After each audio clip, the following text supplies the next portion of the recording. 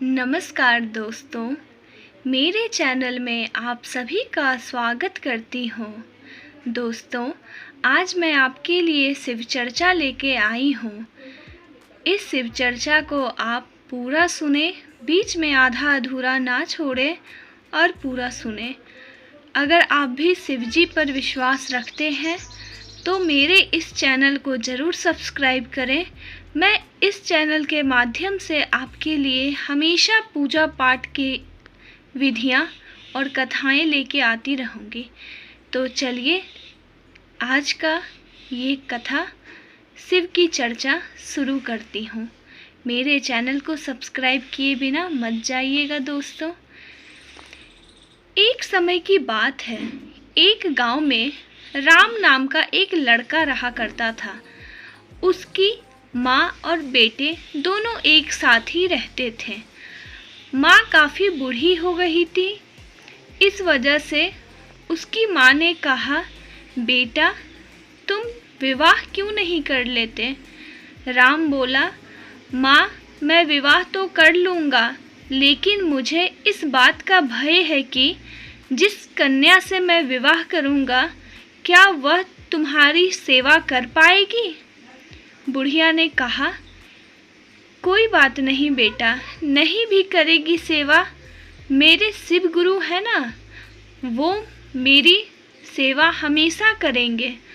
वो मुझे देखेंगे, मैं उन्हें देखूंगी। अब जिंदगी से क्या चाहिए, इतनी बूढ़ी तो हो गई हूँ। बस अब शिव जी का नाम लेते लेते शिव जी को किसी दिन प्यारी हो जाऊंगी और अपने शिव के चरणों में चली जाऊंगी, वहीं उनकी भक्ति आराधना करूंगी और उन्हीं के साथ रहूंगी। बेटे ने इस बात को बड़े ध्यान से सुना और बोला, ठीक है माँ, मैं विवाह कर लूँगा। तुम कोई भी एक अच्छी सी कन्या ढूंढो जो कि देखने में भले ही साधारण हो, लेकिन उनके संस्कार काफ़ी उच्च होने चाहिए, ताकि वह मेरी सेवा करे या ना करे, तुम्हारी सेवा वो जीवन भर करती रहे। इसी बात को सुनते हुए माँ ने दूर गांव एक सीता से राम का विवाह कर दिया। विवाह बहुत ही अच्छे से संपूर्ण हो गया। अब बुढ़िया सोच रही थी कि मेरे पास तो कुछ नहीं है, मैं कन्या को क्या दूं? कन्या ने कहा, माँ मैं इस घर में नई हूँ, आप मुझे कुछ दीजिए। बुढ़िया ने हंसते हुए कहा, बेटी मैं तो ठहरी बुढ़िया, मैं तुम्हें भला क्या दे सकती हूँ, मांगो तुम्हें क्या मांगना है। उसने कहा, ठीक है आप मुझे एक वचन दीजिए। बुढ़िया ने हंस के कहा, एक बूढ़ी से तुम क्या वचन लोगी, बोलो बेटी तुम्हें क्या वचन चाहिए। बेटी ने हंसते हुए कहा, मैं जब जो कहूँगी वही इस घर में होगा।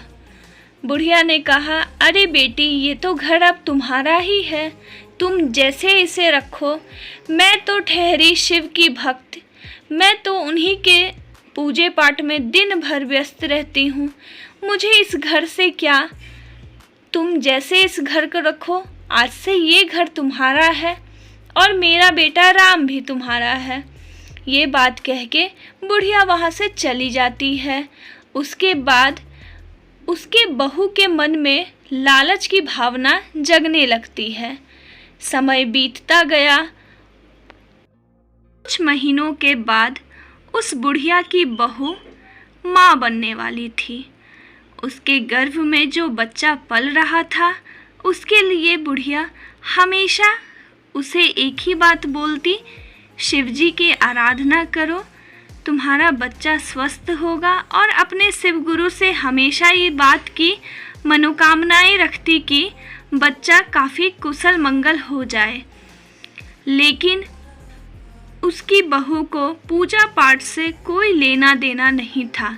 वह बोलती थी कि मैं पूजा पाठ नहीं करूँगी, पूजा पाठ करने से क्या होता है, कुछ भी नहीं होता है, मैं भगवान में विश्वास नहीं रखती हूँ। बुढ़िया कहती, भगवान में विश्वास रखो पुत्री, क्योंकि भगवान इस जगत में है, हर जगह है। तो तुम भगवान में विश्वास ज़रूर रखो। हर एक चीज़ में है भगवान। तुम्हारे गर्भ में जो ये बच्चा पल रहा है, इसमें भी भगवान का ही अंश है। यह बात सब सुनते हुए बोलती वह राम को, तुम्हारी माँ तो दिन भर बस खरी खोटी ही सुनाते रहती है। मुझे अब ये सब चीज़ें नहीं सुननी है। अपनी माँ को कहो हम लोगों से कहीं दूर जाकर रहेंगी। हमेशा पूजा पाठ में लीन रहती हैं। तुम ही बताओ, मैं अभी गर्भवती हूँ, मैं कैसे कोई काम करूँगी? और तुम्हारी माँ बस बोलती रहती है कि पूजा पाठ करो। पूजा पाठ करने से कुछ नहीं होता है। तुम यह बात अपनी माँ को क्यों नहीं समझाते हो? राम ने कहा, अरे पागल, शिवजी पर तुम्हें विश्वास नहीं? तुम कैसी कन्या हो जिसे शिवजी पर विश्वास नहीं? सती ने इतने सालों तक तपस्या किया, इतने हजारों करोड़ों सालों तक तपस्या किया, तब जाकर उन्हें शिवजी प्राप्त हुए थे। और तुम्हें लगता है कि इस जगत में भगवान ही नहीं है? तो जो राम के नाम से पूजे जाते हैं, जो शिव के नाम से पूजे जाते हैं, वह कौन है? इतना सबको विश्वास है उन पर, तो वह कौन है? यह बात सुनते हुए उस कन्या के मन में आया, बेटे और माँ दोनों एक ही जैसे हैं, कोई मेरा बात नहीं समझता है। धीरे धीरे दिन बीतता गया। एक दिन वह कन्या रात में सोई हुई थी। तभी उसके पेट में अचानक दर्द उठा, तो वह राम के पास आकर बोली, राम उठो, मेरे पेट में दर्द हो रहा है। राम फटाफट जाकर अपनी माँ को बुला लाया। माँ, देखो सीता के पेट में दर्द क्यों हो रहा है?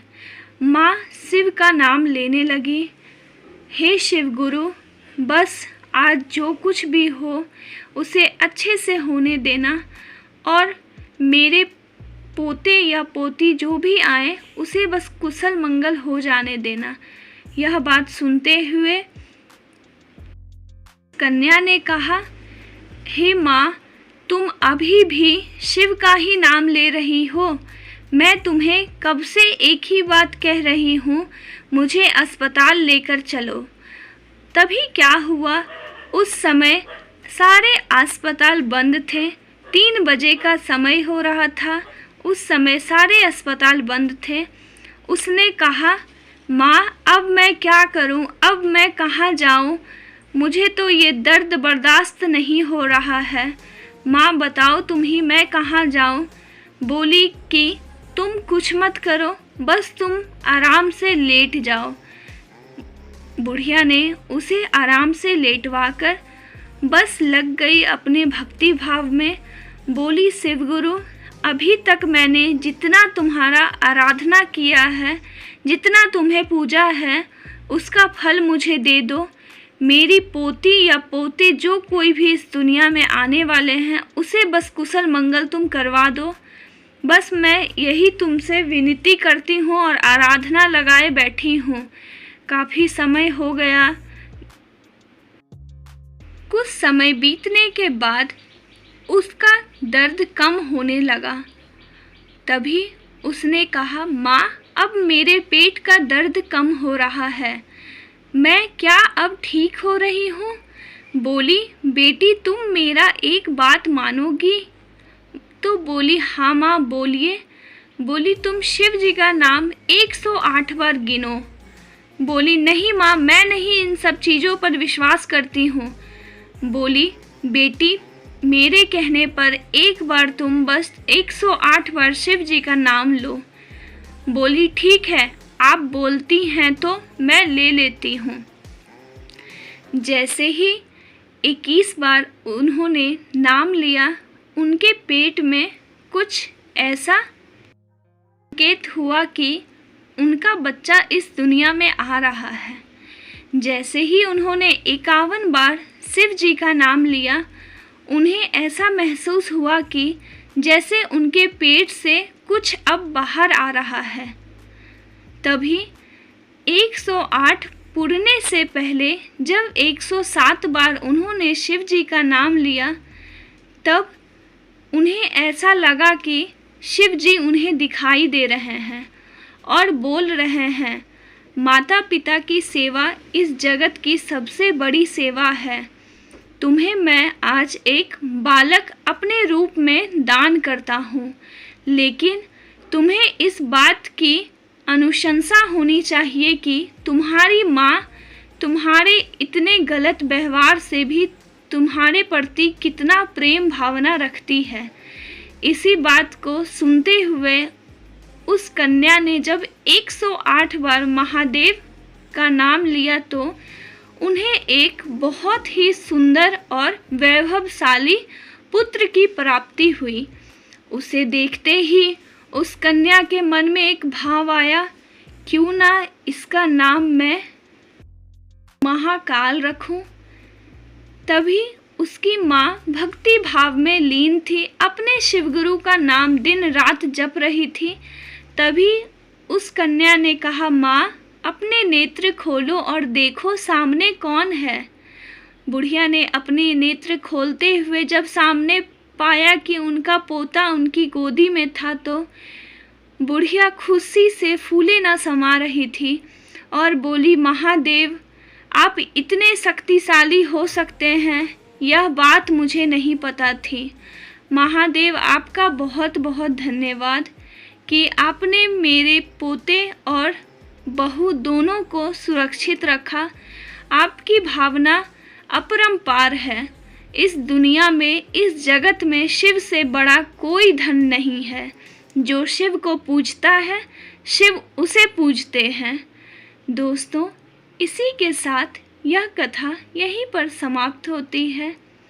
आपको यह कथा अच्छी लगी हो, शिव की चर्चा अच्छी लगी हो, शिव पर विश्वास करते होंगे, आप मेरे चैनल को ज़रूर सब्सक्राइब कीजिए।